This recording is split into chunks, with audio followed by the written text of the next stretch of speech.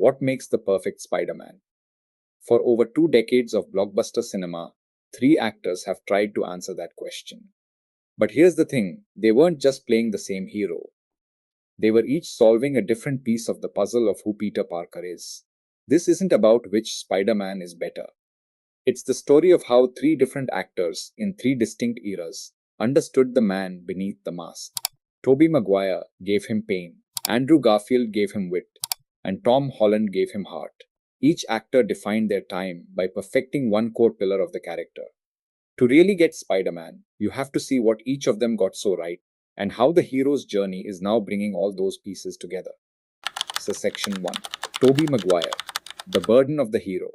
To understand Tobey Maguire's Spider-Man, you first have to get inside the head of his director, Sam Raimi. Raimi didn't just see a superhero, he saw modern mythology. His Peter Parker is a deeply human, almost tragic figure, and Maguire embodied this vision perfectly. He wasn't playing the power, he was playing the burden. Maguire's Peter isn't some cool, confident hero in waiting. He's an awkward, perpetually down on his luck kid from Queens. He is the classic everyman, and becoming Spider-Man doesn't fix his problems, it just multiplies them. The central theme of his entire trilogy is guilt. Uncle Ben's death isn't just a catalyst, it's an open wound that never heals, a constant reminder of that one selfish choice, and that guilt dictates his every move. His performance is defined by restraint. He's quiet, earnest, and frankly, often looks exhausted by the sheer weight of his double life. Spider-Man is the fantasy, but Peter Parker is the character Raimi and Maguire truly cared about. We feel his struggle to pay rent, his heartbreak over Mary Jane, and the deep ache of his loneliness. The powers are almost secondary to the responsibility they bring. This is why his Spider-Man persona feels different. The quips are there, but they're often subdued, almost hesitant. He stops joking the second real lives are on the line, because for him, being Spider-Man is a grim duty, not a thrill ride. This all comes to a head in Spider-Man 2, that iconic scene of him stopping the runaway train.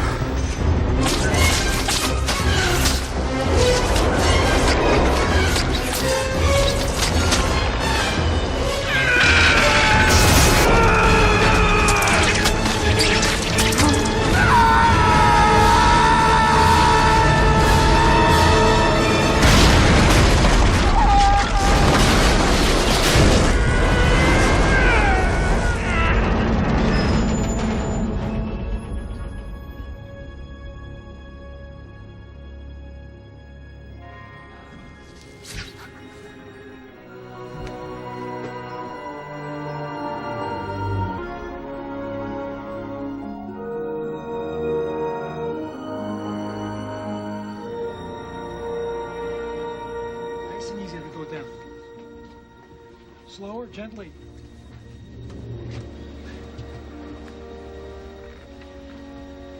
Is he alive? Mask torn. The passenger seeing the exhausted young man underneath. That's the ultimate thesis for his character. He gives every ounce of himself for complete strangers, to the point of physical collapse. He is a hero defined not by his wins, but by the profound personal cost of his sacrifices. Maguire's portrayal gave the character a soul-crushing weight, establishing the emotional foundation that all future versions would be built on. He made us feel the pain of being a hero. Say Section 2, Andrew Garfield, the kinetic wit of the spider. If Tobey Maguire's hero was defined by his earnest burden, the next actor to don the suit brought a completely different electric energy. Andrew Garfield embodied the movement and emotional volatility of Spider-Man. For many, his performance was a revelation because it finally captured the kinetic, acrobatic, and relentlessly quippy hero straight from the comic book page. From his very first appearance, Garfield's Spider-Man moves with a distinct, almost inhuman grace. He doesn't just swing, he slingshots, contorts, and rebounds through the New York skyline with a chaotic spider-like fluidity. This physicality was a core part of his interpretation. Garfield reportedly worked with movement coaches, blending parkour and dance to create a combat style that felt agile, inventive, and dangerously fast. And just as important was the wit. Garfield's Spider-Man is a motor mouth. He uses humor as a weapon, a distraction, and a coping mechanism. His constant stream of jokes and insults thrown at criminals felt like the character had leaped directly from the comic panels. This, of course, led to the big fan debate. Was Andrew Garfield too cool to play Peter Parker? His Peter was a lanky, skateboard riding outsider, not the deeply nerdy and shy version Maguire perfected. But this wasn't a misunderstanding of the character, it was a reinterpretation for a new generation. His Peter was an introverted but restless genius, an outcast who finally found his confidence behind the mask. His pain was different too. Where Maguire's was a slow burning guilt over responsibility, Garfield's was a sharp, haunting grief born from personal failure. The death of Gwen Stacy, a moment where he felt directly responsible, didn't just burden him, it shattered him. This emotional intensity, this blend of swagger and deep seated anguish, defined his portrayal. He captured the intoxicating thrill of being Spider Man, but also the devastating heartbreak that comes with it. He made us feel the exhilarating and ultimately tragic life of the hero. Section 3. Tom Holland, the modern blend of heart and heroism. After the pain and the wit came the synthesis.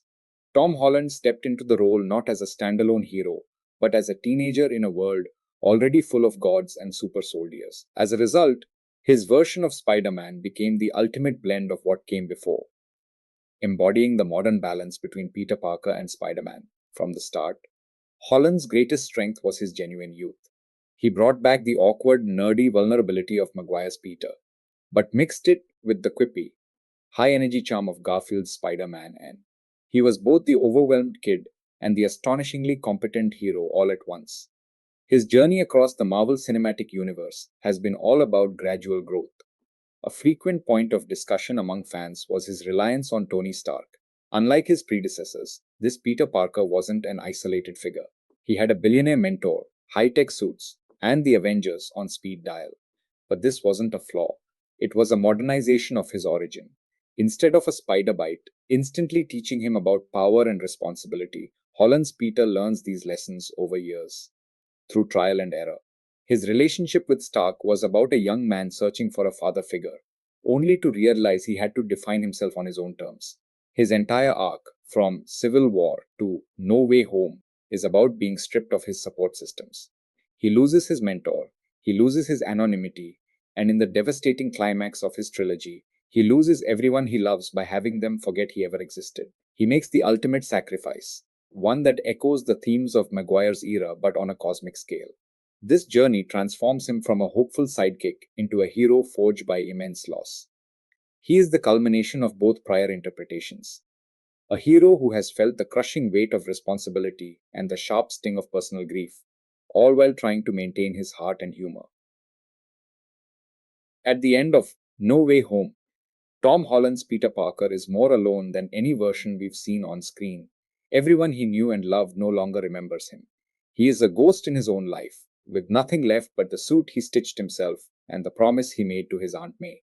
But this isn't just an ending, it's a new beginning. It's the final step in his extended origin story, positioning him to finally become the classic, street level Spider Man. In preparing for the next chapter, Holland mentioned trying on both Maguire's and Garfield's suits to analyze what made them great. The new suit feels like a tribute, a spider child of all three costumes, born from Peter's experience meeting his other selves. It symbolizes that his journey is now complete. He carries the weight of Maguire's sacrifice and the kinetic energy of Garfield's wit, but he has blended them into his own identity. Each actor gave us a crucial piece of the puzzle. Tobey Maguire showed us Peter Parker's soul. Andrew Garfield gave us Spider Man's spirit. And Tom Holland's journey has been about uniting them, creating a hero who is now ready to stand on his own as the complete Spider Man for a new era. So, what do you think? Who is your definitive Spider Man?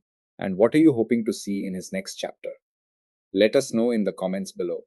And if you enjoyed this breakdown, be sure to like and subscribe for more deep dives into your favorite characters.